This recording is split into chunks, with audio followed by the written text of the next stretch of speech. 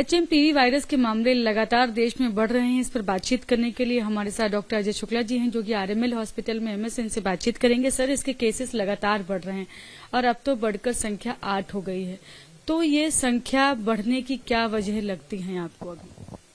Madam, ये HMPV virus is not a new virus, this is an old virus. ये बहुत साल से है एंड जैसे कॉमन कोल्ड होता है तो वैसे ये भी फैलता है, उतना ही प्रॉब्लम्स करता है जितना कॉमन कोल्ड करता है, कोई उससे ज़्यादा नहीं करता है। और बच्चों में it can cause pneumonia, but और वायरसेस भी दे कैन कॉज निमोनिया। तो यूजुअली बच्चों में जो बाकी वायरसेस हैं वो मिलके अराउंड 95% कॉज होते हैं निमोनिया के। एंड ये वायरस करीबन 5% केसेस में ये भी निमोनिया कॉज करता है बच्चों में। तो सर, अभी क्या हेल्थ मिनिस्ट्री की तरफ से क्या अभी कोई एडवाइजरी जारी की गई है स्टेट्स को? कोई एडवाइजरी अभी तक नहीं जारी हुई है। ये है ज़रूर कि हमेशा यूनिवर्सल प्रिकॉशन होना चाहिए फॉर ऑल पीपल, बच्चे हों या बड़े हों, कि हाइजीन रखें, अपने हाथ वॉश करें। कोई खांस रहा है, छींक रहा है तो मुंह के सामने हाथ रख लें। दूसरा खांस रहा है, छींक रहा है तो उसको कहें भैया तुम अपने मुंह को ढक के रखो, राइट। एंड अपनी कोई भी फेस को टच करें, राइट, तो वो पहले हाथ धो के तभी करें। ये तो जनरल हाइजीन की चीज़ें हैं। ये कोई बीमारी फैल रही नहीं फैल रही या आपकी सेहत के लिए है, ये आपको हमेशा करना चाहिए।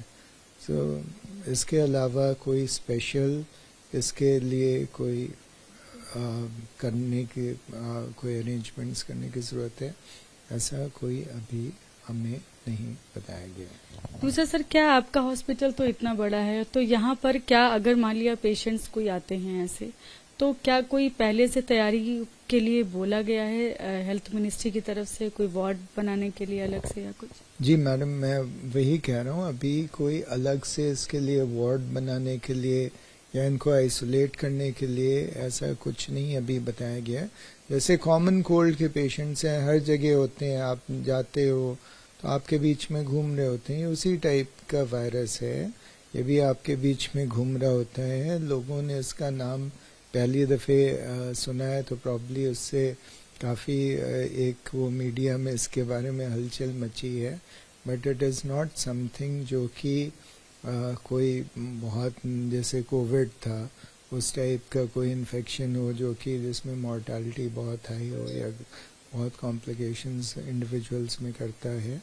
ऐसा कुछ नहीं है। इसके खिलाफ कोई वैक्सीन भी नहीं है और ना ज़रूरत है। हमारे यहाँ इसके पेशेंट्स हर साल, जैसे मैंने बताया, ये जो विंटर के मंथ्स हैं अक्टूबर, नवंबर, दिसंबर, तो 4-5 पेशेंट्स आते हैं और वो पहले भी आते थे, अभी भी हर साल आते हैं पेशेंट? हाँ जी हाँ, अक्टूबर में भी आए थे 4-5 पेशेंट्स, और नवंबर में भी आए थे और दिसंबर में भी लगभग इतने करीब आए थे।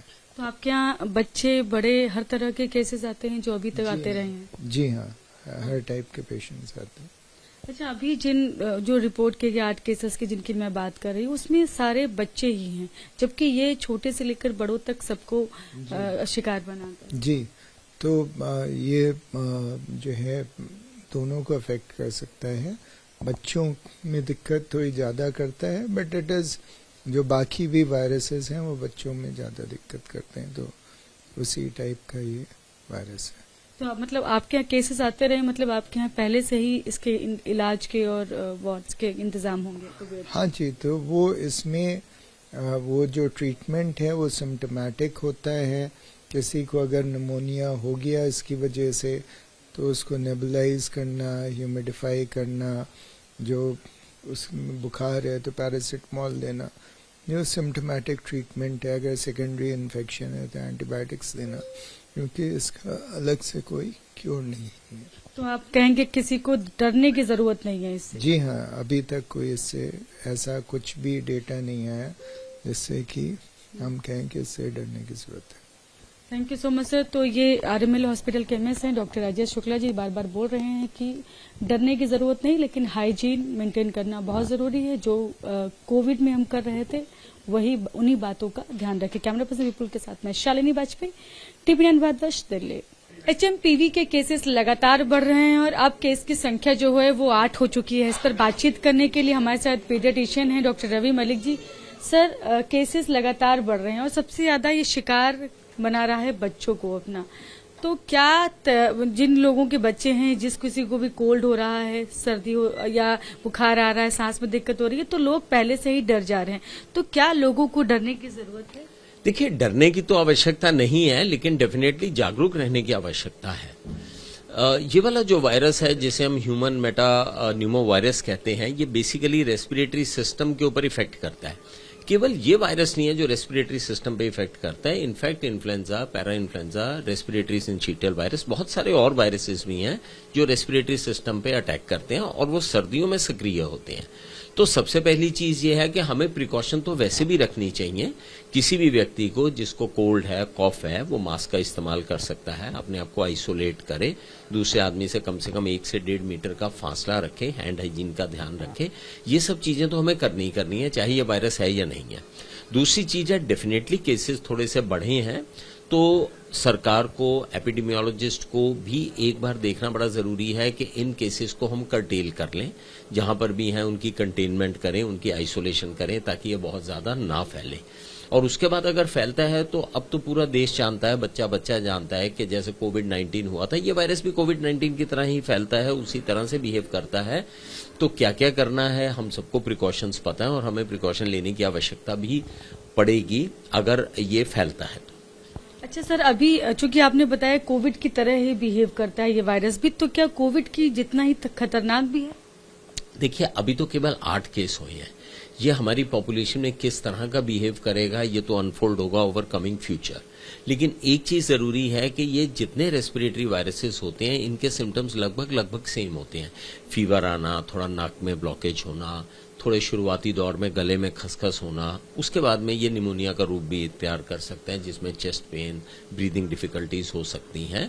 तो बेसिकली जो इन वायरसेस से हमें डर लगता है वो निमोनिया की वजह से डर लगता है कि इसके अंदर निमोनिया ना बने। निमोनिया बनता है तो ऑक्सीजन कम हो जाती है और उसमें फिर पेशेंट को हमें ऑक्सीजन या असिस्टेड रेस्पिरेशन देनी पड़ती है। तो कोविड-19 भी एक तरह का रेस्पिरेटरी वायरस है, इन्फ्लुएंजा भी है, पैरा इन्फ्लुएंजा भी है, रेस्पिरेटरी सिंचिटियल भी है और ये भी है। तो इनकी सिम्टोमेटोलॉजी ऑलमोस्ट सिमिलर रहती है, प्रोग्नोसिस डिफरेंट रहती है। तो प्रोग्नोसिस अब किस तरह से हमारे देश में ये अनफोल्ड होता है, क्या ये केवल खांसी जुकाम होके चला जाता है या ये सीरियस निमोनिया बनाता है, वो आने वाले टाइम में कैसे हमारी पॉपुलेशन बिहेव करती है उसके हिसाब से पता चलेगा। दूसरा सर, ये वैसे तो ये वायरस सबको शिकार बनाता है, छोटे से लेकर बड़े तक, लेकिन अभी तक जो केसेस आए हैं हमारे देश में वो नवजात बच्चों के ज्यादा है। तो ऐसा क्यों है? क्या बच्चे अभी क्यों ज्यादा बीमार हो रहे हैं? देखिए, रेस्पिरेटरी वायरसेस की प्रेडिक्शन है वो कई बार छोटे बच्चों में, खासकर जो 3 साल से छोटे हैं, 5 साल से छोटे हैं, उनमें ज्यादा होता है। लेकिन बहुत सारे और भी ग्रुप्स हैं जिनके ऊपर की वायरस हावी हो जाते हैं, जिनकी इम्यूनिटी कम है बिकॉज ऑफ एनी रीजन, चाहे उनको डायबिटीज है, ओबेसिटी है, हाइपरटेंशन है, या एंटी कैंसर की ड्रग्स ले रहे हैं, या जो 65 साल से ऊपर बुजुर्ग हैं।